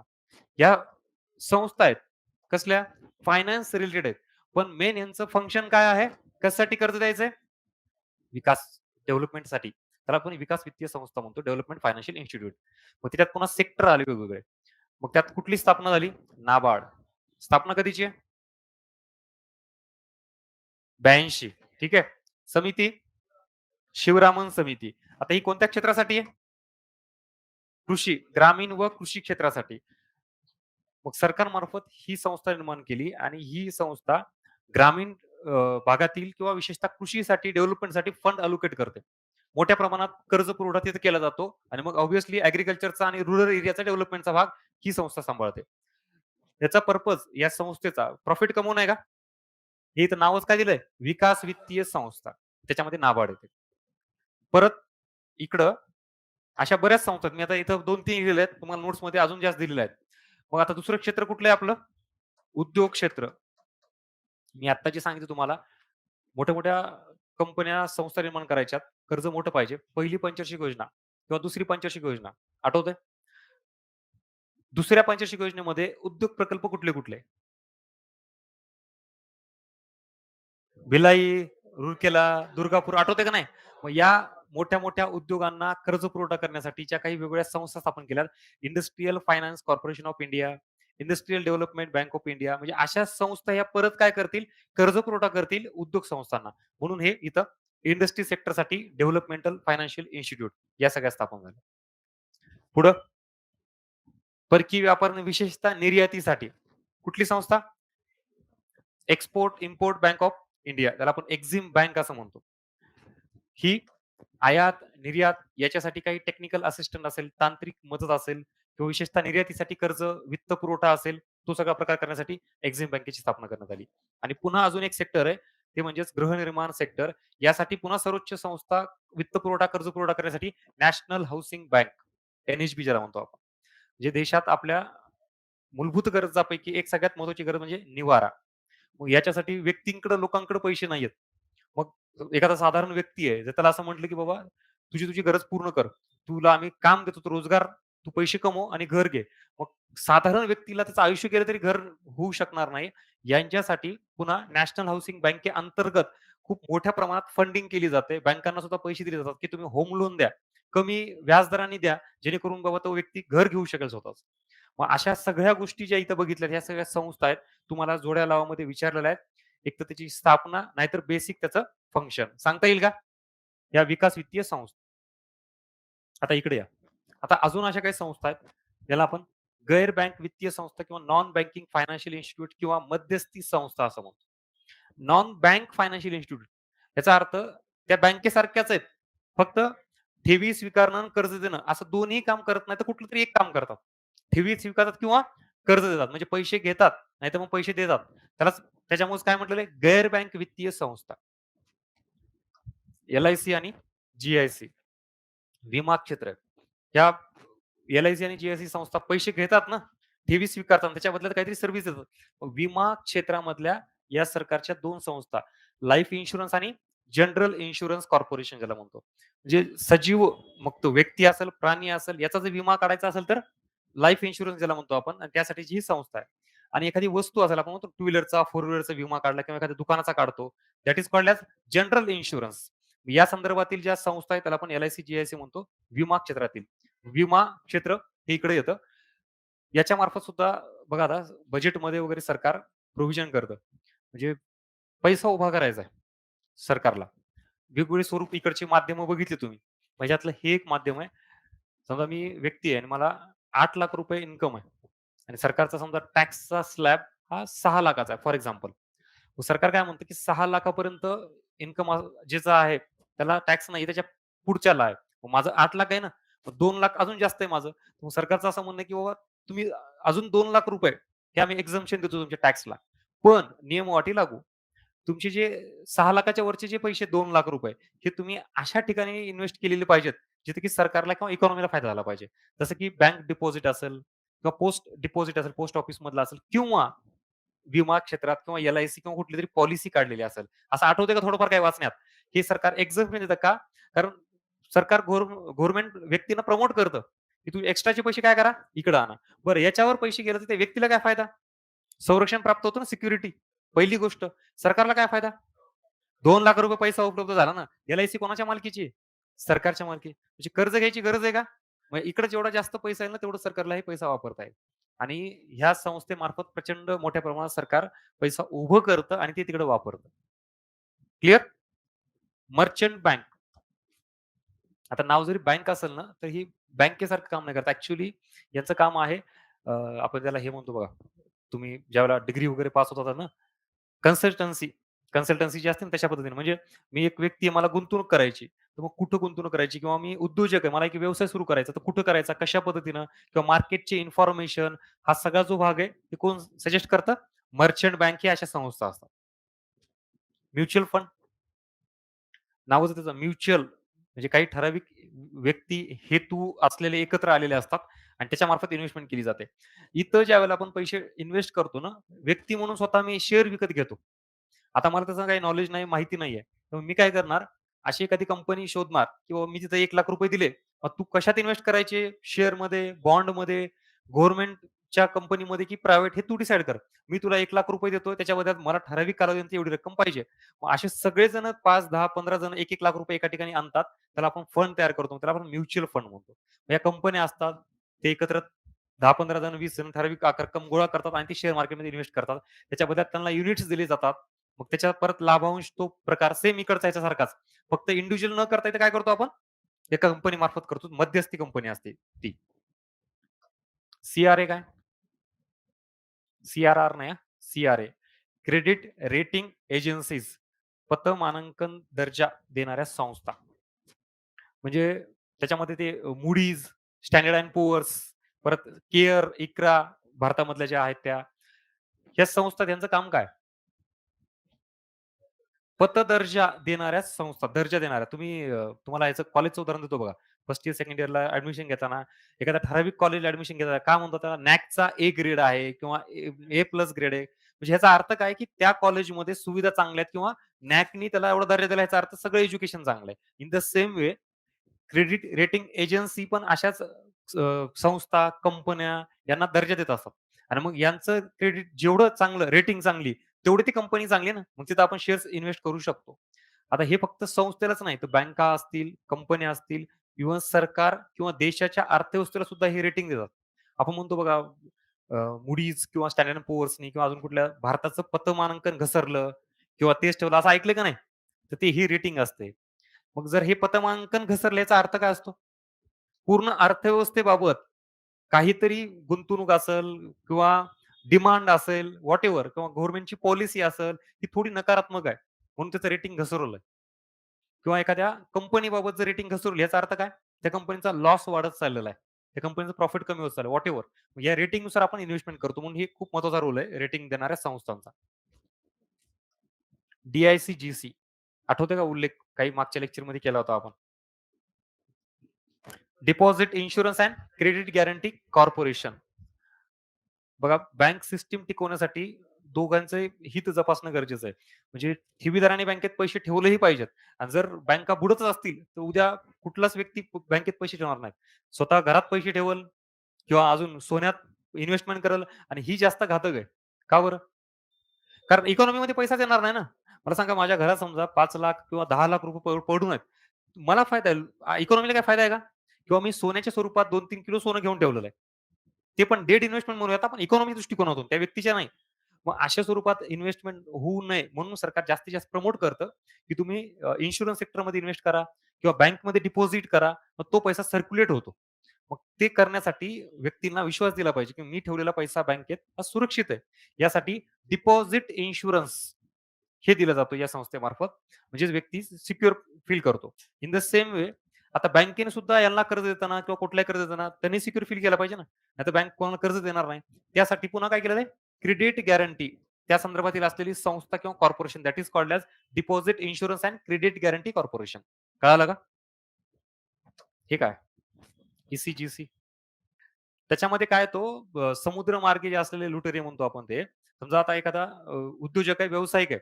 तो इथून माल दुसऱ्या देशामध्ये निर्यात करतोय किंवा आयात करतोय, व्हॉटएव्हर, फार मोठ्या प्रमाणात जहाजामध्ये आणि लाखोचा माल आहे.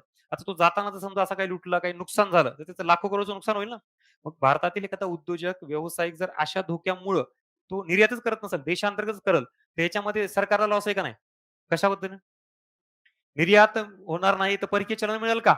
हां, मग यासाठी इथं एक्सपोर्ट क्रेडिट गॅरंटी कॉर्पोरेशन, निर्याती संदर्भातील पत हमी देणारी जी संस्था आहे ही, जेणेकरून ती जी जोखीम आहे ना, ती जी रिस्क आहे ती कमी होईल आणि मग मला काही टेन्शन राहणार नाही, की बाबा काही इन केस मध्ये झालंच, तर याच्यामार्फत मला त्याचं रिफंड मिळून जाईल. Is that clear? So this is all about capital market आणि त्याच्या संदर्भातील संस्था. ब्रॉडली तुम्हाला ह्या सगळ्या गोष्टी क्लिअर केलेल्या आहेत. प्रश्नांचं स्वरूप सुद्धा कितीतरी वेळा रिपीट करून सांगितलेलं आहे. हातचे मार्क जाऊ देऊ नका. फक्त ह्या फॅक्च्युअल गोष्टी करायला वेळ लागतं हे मान्य करा. म्हणजे कन्सेप्ट सारखं नाही, मी आज गेलो आणि समजलं आणि ती लाँग टर्म लक्षात राहिली. फॅक्ट्सला वेळ लागणार आहे. फक्त वारंवार रिवाईज करा. हा टॉपिक नाणे बाजार असेल, बँकिंग असेल, दारिद्र्यामधल्या समित्या असतील, हा सगळा जो एरिया आहे फॅक्च्युअल डेटाचा वारंवार रिवाईज करा. एका ठराविक कालावधीनंतर तुम्हाला त्या फिक्स राहायला लागतील. तिथपर्यंत क्लिअर?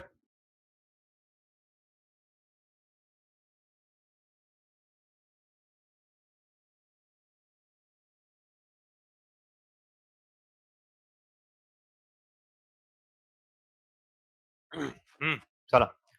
आता याच्यातला शेवटचा भाग म्हणजे पूर्ण आपली ही लिंकेज संपेल. एक 2-3 छोट्या गोष्टी राहिल्यात कन्सेप्टच्या. म्हणजे तेजी, मंदी, त्याच्यामध्ये एक व्यापार चक्र नावाची गोष्ट आहे. इन केस आली तर ते तुम्हाला माहिती असू द्यात किंवा त्याच्यानंतर ते जिफेन वस्तू म्हणजे काय? तो एक प्रकार. अशा 2-3 गोष्टी राहिल्यात. म्हणजे हा आपला पूर्ण टॉपिक द एंड होऊन जाईल. आता आपण शेवटाकडे, शेवटच्या पडावामध्ये के त्यात 2 जे टॉपिक आहेत. एक म्हणजे एल-पी-जी आणि 5 इयर प्लॅन, पंचवार्षिक योजना. हे टॉपिक सुरू करताना म्हणजे आता सुरू होतील का बघू आपण पुढच्या ह्याच्यामध्ये. पण पूर्णतः बॅकग्राऊंड आहे. म्हणजे ह्याच्या आधी तुमची इन्व्हॉल्वमेंट खूप जास्त गरजेची होती. त्यात मी तुम्हाला विचारत होतो. इथं तसं काही नाही. इथं मी आलं 15-20 मिनिटं, अर्धा तास, कदाचित पाऊण तास हे फक्त मला नुसतं सांगत बसावं लागेल तुम्हाला. आणि ह्याच्यात जर तुम्ही झोपी गेलात, ह्याला मी रिस्पॉन्सिबल नाही. परत सांग म्हणजे आधीच हे टॉपिकच तसे आहेत. इथं कन्सेप्ट फार कमी आहेत. काही नाही. जस्ट काय बॅकग्राऊंड होतं 47ला, पुढे प्रवास कसा सुरू झाला, सरकारने काय निर्णय घेतला. पण याच्यावर आलेले प्रश्न हे पुन्हा साधे आहेत आणि बॅकग्राऊंड बेस आहेत. म्हणजे इथं फॅक्ट तर आहेतच दोन्ही, पण त्याला बॅकग्राऊंड गरजेचं आहे. मी तुम्हाला म्हटलं ना 1991 लाच का वित्तीय संकट आलं, याचं रिझन तुम्हाला सांगता आलं पाहिजे किंवा पंचवार्षिक योजनेमध्ये योजनेत सुट्टीचा कालावधी कुठला आहे? हा आयोगाने विचारलेला आहे. मग तिथं तोंडपाठ करतो. पण आता तुम्ही तोंडपाठ न करता तो 1966 आणि 69 का? मग ह्याचं उत्तर तुम्हाला जर इथे द्यायचं असेल ना, तर हे सगळं बॅकग्राऊंड नीट ऐकायचं. त्याच्यानंतर उरलेला परकीय व्यापार आणि आंतरराष्ट्रीय संघटना हे एकमेकांना लिंक असलेले आहेत. इथं पुन्हा कन्सेप्ट आल्या ह्याच्यात काही, पण याच्यामध्ये नाहीये. आणि मग परकीय व्यापार आणि आंतरराष्ट्रीय संघटना झाल्यानंतर पुन्हा कुठला उरला? लोकसंख्या. कळालं? म्हणजे मेजर चॅलेंज म्हणजे माझ्या दृष्टिकोनातून तरी तुम्हाला हे झाल्यानंतर कळेल, की हे टॉपिक बरी तुम्हाला दिसतील सर मोठे आहेत, व्हास्ट आहेत. पण इथं आपले लेक्चर्स होऊ द्या. हे झाल्यानंतर तुम्हाला ह्याचा कॉन्फिडन्स येईल, की पंचवार्षिक योजना आणि हे एका चार्टमध्ये अख्खा बसून देतो तुम्हाला. आणि हा सुद्धा अजिबात व्हास्ट नाहीये. इथंही कन्सेप्टच आहेत, पण त्या ईझी आहेत.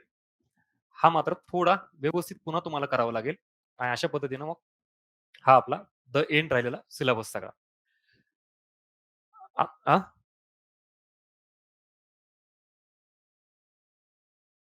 किती दिवस? आता ते बघू ना. का घाई गडबड आहे का?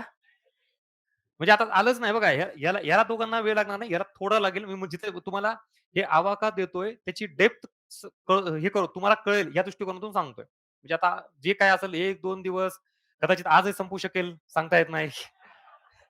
ते जे चालेल ते तसं त्याच्यानुसार आपण हे करू. पण आलंय आता आठवड्यात लेक्चर आपले कसे होतील त्याच्यानुसार आहे.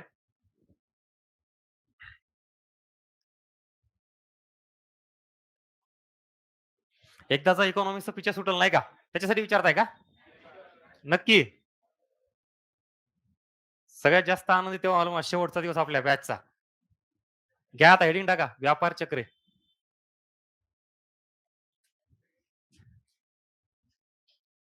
पी-एस-आय वाले सगळ्यात जास्त खुश असतील.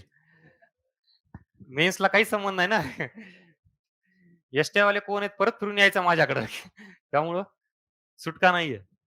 व्यापार चक्रे हेडिंग टाका. बिझनेस सायकल, व्यापार चक्रे, बिझनेस सायकल.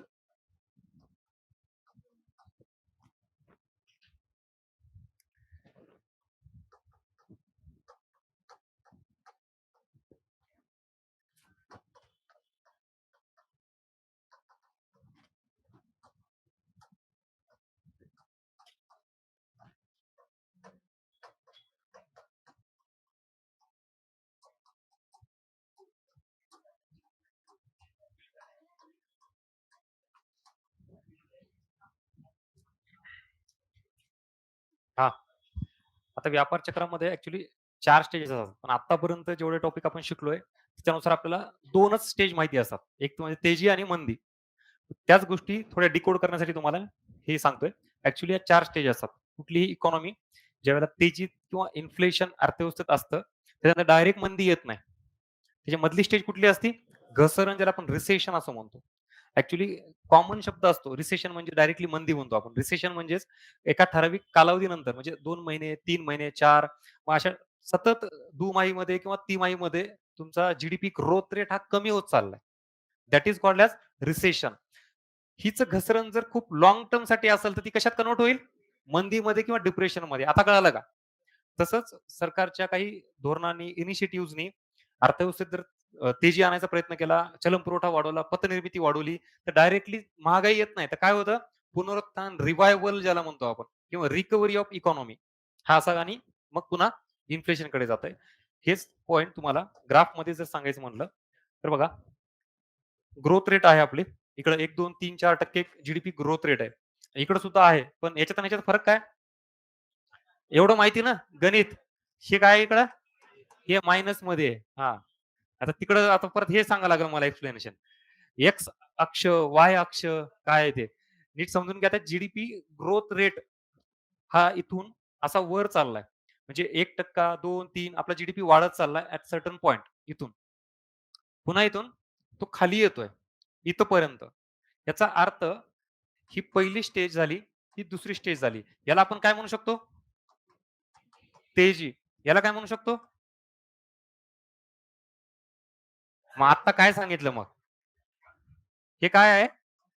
आता हे जे आहे ना इथं, हे इथं, हे घसरण, रिसेशन हे जर समजा इथं 5% आपली जीडीपी ग्रोथ रेट होती. ती आता 4.5 वर आली, 4 वर आली, 3 वर आली. जर ही कंटिन्यू होत राहिली तर सांगतोय मी. जर इथंच थांबली तर ऑब्व्हियसली ती येणार नाही ना.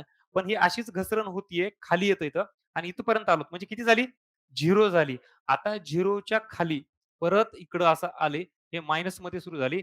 दॅट इज कॉल्ड ॲज मंदी किंवा डिप्रेशन. म्हणजे ही कुठली स्टेज झाली? तिसरी स्टेज झाली. ही निगेटिव्हमध्ये आली आता. परत इथं एक सर्टन पॉइंट पर्यंत ही येऊन थांबेल. सरकार काहीतरी प्रयत्न करेल. म्हणजे पुन्हा हे काय होईल? एक होईल, इथं 0 वर येईल आणि पुन्हा इथं ग्रोथ होईल. सेम हे ह्याच ह्याला म्हणायचं व्यापार चक्र. मग आता हा परत रिव्हायवलचा पार्ट इथं हा 4th मध्ये येईल आणि ही सायकल रिपीट झाली. ही एक सायकल झाली. बरोबर का? आणि इथून पुढे सेम जर तसंच झालं हे, तर ही दुसरी सायकल झाली. त्याला म्हणायचं व्यापार चक्र आहे. हे लिहून घ्या अगोदर. हे इथलचे पॉइंट आणि मग ती डायग्राम काढा.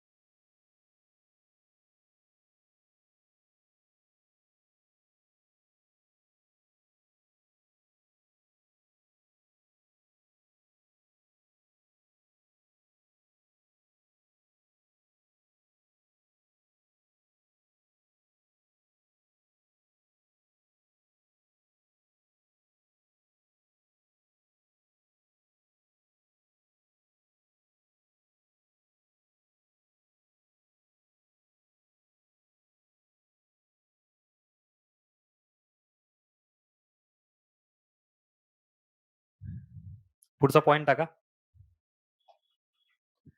जिफेन वस्तू, जिफेन गुड्स संकल्पना काय आहे? जिफेन वस्तू, जिफेन गुड्स.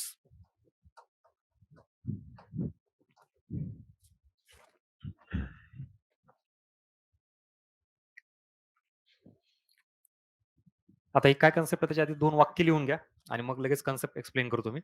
जिफेन गुड्स म्हणजे काय? जिफेन वस्तू.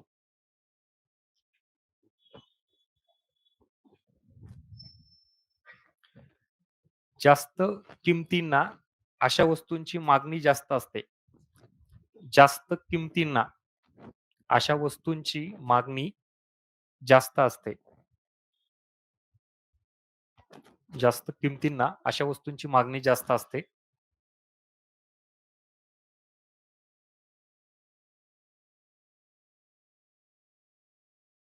सेकंड स्टेटमेंट, कमी किमतींना अशा वस्तूंची मागणी कमी होते. नाही, नाही, नाही. म्हणजे सांगतो ते बरोबर प्रूव्ह करून दाखवतो मी. लिहून घ्या. म्हणून त्याला जिफेन वस्तू म्हणायचं ना, मग हीच कन्सेप्ट बघायची आपल्याला. कमी किमतींना अशा वस्तूंची मागणी कमी होते. कमी किमतींना अशा वस्तूंची मागणी कमी होते.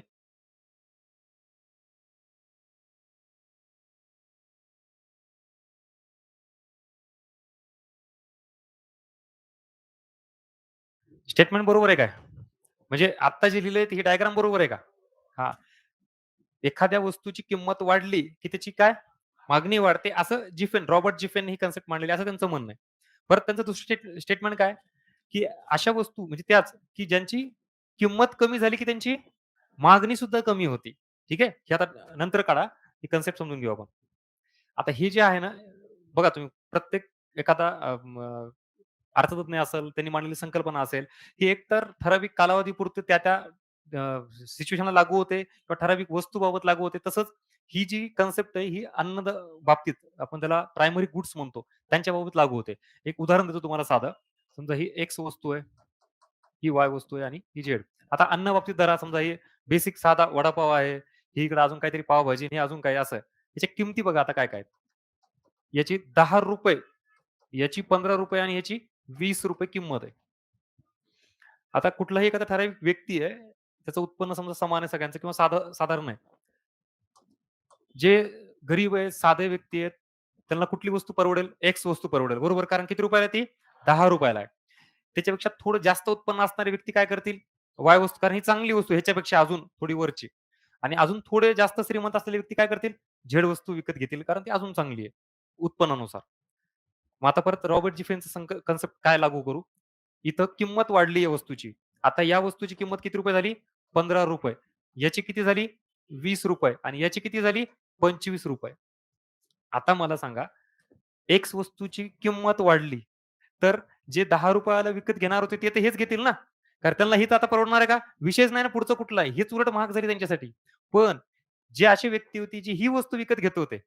आता ही वस्तू कितीला झाली? म्हणजे आता त्यांना कोणती परवडेल? म्हणजे ही वस्तू खाणारे व्यक्ती सुद्धा आता कोणत्या वस्तूची मागणी करतील? कळालं का मी काय म्हणलं ते? हां. म्हणजेच किंमत वाढल्यानंतर वस्तूंची मागणी वाढते. स्टेटमेंट प्रूव्ह झालं का? ह्या वस्तूची किंमत वाढली, तरीही हिची मागणी वाढली, कारण इकडचा सुद्धा गट आता याची डिमांड करतो. इन केस आता अजून जर पुढची पॉसिबिलिटी विचारात घेतली, इथं ₹20, इथं ₹25 आणि इथं ₹30. आता मला सांगा, पहिला गट तर तीच वस्तू घेईल. कारण दुसरी तर विषयच नाही. हा सुद्धा ऑलरेडी इकडे शिफ्ट झाला होता. आता इथं उत्पन्न असणारे व्यक्ती सुद्धा ही वस्तू विकत घेतील का? कारण ती महाग झाली म्हणल्यावर ते काय करतील? हीच घेतील. कारण ₹20 जे आहेत ते इकडे हीच वस्तू मिळतीये. म्हणजे अजून परत ते स्टेटमेंट मी सांगतो डबल. ज्या वस्तूची किंमत वाढली, की तिची मागणी सुद्धा वाढते. त्याला जिफेन वस्तू म्हणायचं. आता कळालं का? पहिलं स्टेटमेंट प्रूव्ह झालं. सेकंड आता इथून रिव्हर्स जाऊयात आणि त्याच्याही पलीकडे थोडं इथं ₹5 हे ₹10 आणि हे ₹15. आता उलट जातोय आपण. ज्या वस्तूची किंमत कमी होते, त्याची मागणी रॉबर्ट जिफेनच्या कन्सेप्टनुसार काय होते?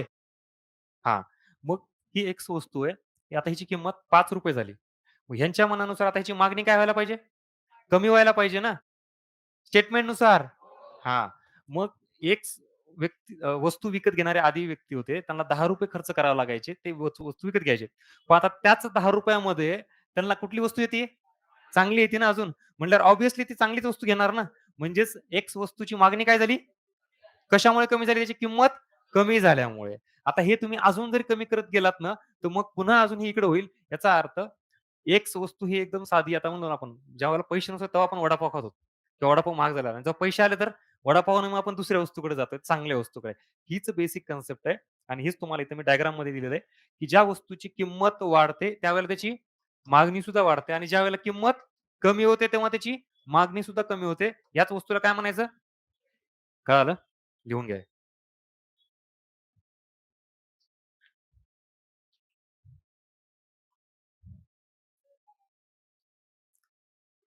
ते मागणी आपली पुरवठा निर्माण करतो. बरं सांगतो तेही सांगतो.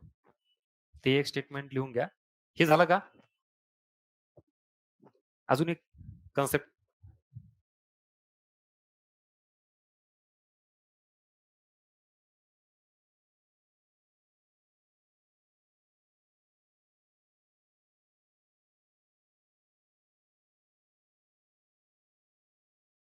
सेचा बाजारविषयक नियम. Says law of market. Says law of market. हे अर्थातच नाहीत. जे-बी सेज यांनी मांडलेलं ही कन्सेप्ट आहे. सेजचा बाजारविषयक नियम.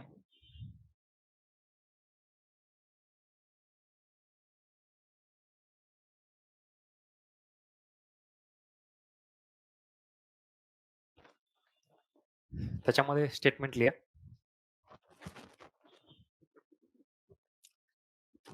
आता नेमका हा नियम काय आहे किंवा लॉ काय आहे? पुरवठा आपली मागणी निर्माण करतो. पुरवठा आपली मागणी निर्माण करतो.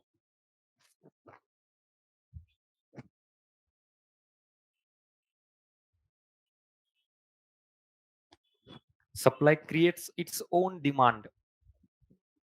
पुरवठा आपली मागणी निर्माण करतो म्हणजेच supply create its own demand.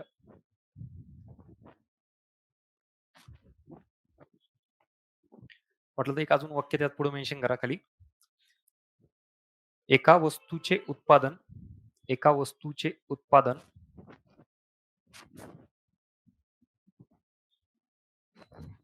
हे दुसऱ्या किंवा त्याच वस्तूची मागणी निर्माण करते. दुसऱ्या किंवा त्याच वस्तूची मागणी निर्माण करते. सांगतो काय ते लिहून घ्या फक्त. एका वस्तूचे उत्पादन हे दुसऱ्या किंवा त्याच वस्तूची मागणी निर्माण करते.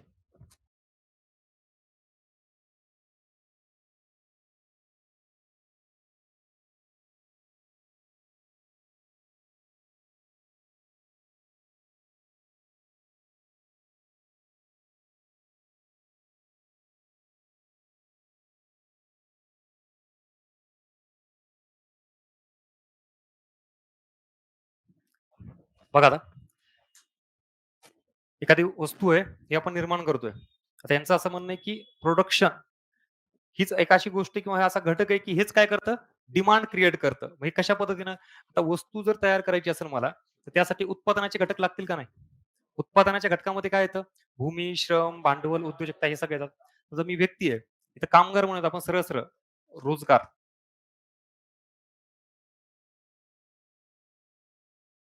आता ज्यावेळेला एखादी वस्तू मला निर्माण करायची, उत्पादन वाढवतोय मी.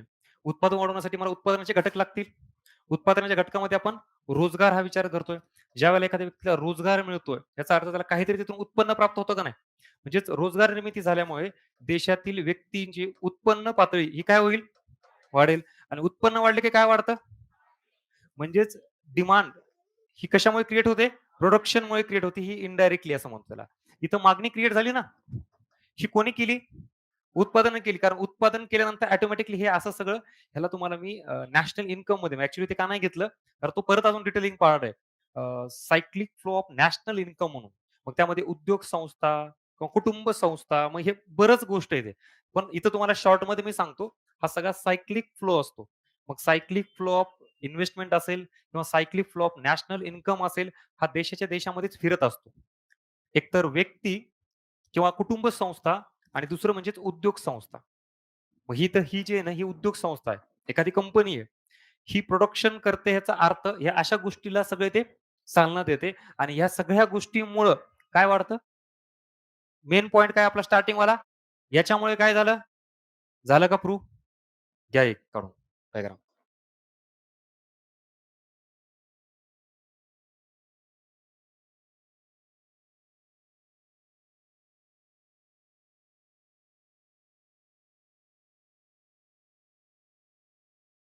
म्हणजे हे सगळे असे सिद्धांत थिअरीच बघा हे. म्हणजे मी जेवढ्या सोप्या पद्धतीने एका वाक्यात सांगतो तेवढे सोपे नाहीये ते. फक्त आपण प्रीच्या दृष्टिकोनातून घेतोय म्हणून इथपर्यंत थांबतोय मी. आता मेन्सला कोणी असेल तर या. त्यातल्या ऑप्शनलला येत असाल तर अजून वेलकम. जरी ऑप्शनल नाही घेतला तरी रिटर्नला मध्ये आहेच ना. Paper 3 economics. तिथं हे सगळं आपल्याला हे करायचंय. त्यामुळे बरं आहे तुमचं आता 8 ऑक्टोबर सोडू नका. उगाच 4 पर्याय येतात निवडायचं, पुढे सरकायचं. कुठं आता लिहित बसणार एवढं सगळं.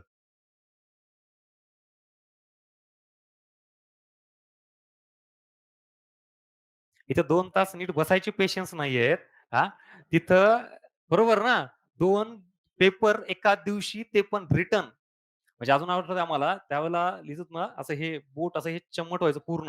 म्हणजे त्या आयोगाने ऑप्शनल केलं ना, आम्हाला जर काही आठवत असेल तर हे आठवतं. त्यावेळेला 2 ऑप्शनल होते आणि मग ही प्रॅक्टिस प्रचंड हे सगळं काळपट पडून हे असं हे व्हायचं एवढं आणि पेपर आल्यानंतर तर त्या हातावर लिटरली स्प्रे मारावा लागायचा किंवा ते कारण परत दुसऱ्या दिवशी तीच लढाई ना अजून. सलग 2-2 दिवस रिटर्नचे पेपर आहेत. Note a joke. त्यामुळे ते भयानक आहे सगळं स्ट्रगल. तिकडे यायचं नसेल तर पटकन 8 ऑक्टोबर घ्या. एस-आय, एस-टी, ए-एस-ओ पोस्ट घेऊन मग ते स्ट्रगल सोपं वाटतं. पुन्हा केलं तरी चालतं एखादी सेफ पोस्ट हातात पडल्यानंतर. ठीक आहे. चलो. सो या काही राहिलेल्या कन्सेप्ट होत्या, ज्या तुम्हाला मी सांगितल्या आणि अशा पद्धतीनं हा आपला पूर्ण टॉपिक क्लिअर झाला. चलन पैसा, महागाई, आर-बी-आय, बँकिंग, वित्तीय बाजार असे सगळे एकाच लिंकमध्ये मी 5 टॉपिक तुमचे क्लिअर केले. क्लिअर झाले का? आणि हाऊ वॉज दी जर्नी इथपर्यंतची. म्हणजे आता इथून पुढे आता आपण ह्याच्याकडे चाललोय. मेन कन्सेप्च्युअल पार्ट होता, जो अवघड होता, तो सगळा संपलाय माझ्या दृष्टिकोनातून. तुम्ही आहेत सोबत? आणि याच्या पलीकडं ऑनलाईनवाल्यांनी काही हे नका करू बिंदास मी म्हणलो ना कॉल वगैरे काय असेल तुमचं किंवा हे करून डाऊट बिंदास विचारा. तुम्ही तर ऑफलाईनवाली तर आहेतच विचारतायत. याचा फायदा घ्या. हे सगळं मी पहिल्या डे पासून सांगतोय. तळमळ एकच आहे. इकॉनॉमिक्समध्ये मार्क्स येत नाहीत ते मला आणून दाखवायचे आणि हे मी प्रत्येक बॅचला क्वेशन पेपर सहित सिद्ध करून दाखवतोय. ज्या दिवशी पेपर झाला माझ्याकडे पेपर आणून दाखवा. तुम्हाला प्रश्नासहित टिक करून दिलेले मी मागच्या सुद्धा बॅचला माझे रेकॉर्डेड व्हिडिओ असतील, की तुम्ही प्री दिल्यानंतर समजा 15 प्रश्न माझ्याकडे आणा. त्याच्यापैकी डायरेक्टली किमान 10 म्हणतोय मी, किमान. हे असे सांगतोय, की हे तुम्ही सॉल्व्ह करायलाच पाहिजे होतं. हे करायलाच पाहिजे होतं. हां, ठीक आहे. हा आउट ऑफ बॉक्स होता. हा सोडून द्या. पण 10 प्रश्न किमान म्हणतोय मी. तो आकडा 11, 12, 13 वर जाऊ शकतो. अजूनही वेळ आहे आणि इकोसारख्या विषयात जर एवढे घेतलेत, तर तुम्ही इतरांच्या तुलनेमध्ये लिटरली 5 ते 6 क्वेशननं लीडनं जाणार आहेत. कारण एव्हरेज मार्क 5-6 असे तर इकोला. तुम्ही 10 आणि 11, 12 आणले, तर मग बघा. आणि ही गरजेची आहे लीड. तुम्हाला रिझल्ट आणायचा असेल तर. मग चॉईस इस युअर्स. ठरवा आता तुम्ही काय करायचं ते. इथपर्यंत तुम्हाला मी आणून ठेवलेलं आहे. आता ऑब्व्हियसली थोडा त्रास झाला असेल, जे इकॉनॉमिक्स आहे, किचकट आहे. पण लिंकिंग जी होती ना, याच्यामुळे तुम्हाला सोपं गेलं असेल बघा. म्हणजे मी रँडमली कुठला टॉपिक उचलला आणि शिकवला असं केलेलं नाहीये. इव्हन आयोगाचा सिलेबस पण मी बाजूला ठेवला. मी माझ्या पद्धतीने मोल्ड केला आणि तो व्यवस्थित फ्लो मेंटेन केला मी. आता हे झाल्यानंतर तुम्ही सांगा मला, की सर कुठलातरी टॉपिक राहिलाय म्हणून. तुम्हाला तेव्हाही म्हणलं होतं बघा. फक्त सुरुवातीला असं नाही म्हणू शकत, सर हे राहिला, मग इथून तिकडे उडी मारली, तिकडून तिकडं. ते एक माझा फ्लो होता. आता जे राहिलेले टॉपिक आहेत ते संपले. म्हणजे मोर दॅन सफिशियंट. मी जे घेतलंय ना, मी जिथं तुमच्यापर्यंत आत्तापर्यंत प्रश्नांचा जो काही आवाका होता, त्याच्या 1-2 पावलं मुद्दाम पुढे गेलेलो आहे मी, प्रत्येक टॉपिकमध्ये. आणि त्यातल्या त्यात पुन्हा अंडरस्टँडिंग, कन्सेप्ट आणि ॲप्लिकेशन याला तर म्हणजे 100% आपण फोकस केलेलं आहे. साधे प्रश्न मला सांगा, बँकिंग, समित्या हे अवघड आहे का? किंवा दारिद्र्य समित्या? ॲक्चुअली अवघड पार्ट कुठला होता? जो सापेक्ष दारिद्र्य, निरपेक्ष दारिद्र्य. मग त्याच्यात पुन्हा आयोगाने जर फिरून काही प्रश्न विचारला, तर तिथं तुम्हाला मी प्रॉपर अंडरस्टँडिंग दिलेली आहे. मग तिथं आत्मनिर्भर बनवण्याचा प्रयत्न केलेला आहे मी कन्सेप्टला. जसं की जी-डी-पी, जी-एन-पी म्हणले की लगेच काय डोळ्यासमोर आठवतं का नाही? एक त्याची 2-3 की पॉइंट्सची मर्यादा जी आहे ती तरी आठवते तुम्हाला? कुठलंही घ्या तुम्ही किंवा अ, सार्वजनिक वित्तामधले अर्थसंकल्पाचे प्रकार. मग तुटीचा, शिलकीचा किंवा समतोल किंवा जेंडर बजेट म्हणजे काय? ते कशासाठी? हे आयोगाचे प्रश्न येऊन गेलेत तुम्ही बघा ना आता. ही अंडरस्टँडिंग तुम्हाला परीक्षेत मार्क देणार आहे. किंवा कर प्रणालीबाबत प्रत्यक्ष कर, अप्रत्यक्ष कर त्या पार्टला आपण मुद्दाम जास्त वेळ घेतला आणि तिथं ते हे केलेलं आहे. ठीक आहे? चलो थांबायचं मग? काय डाउट असेल कोणाला विचारा. बाकी जाऊ शकता.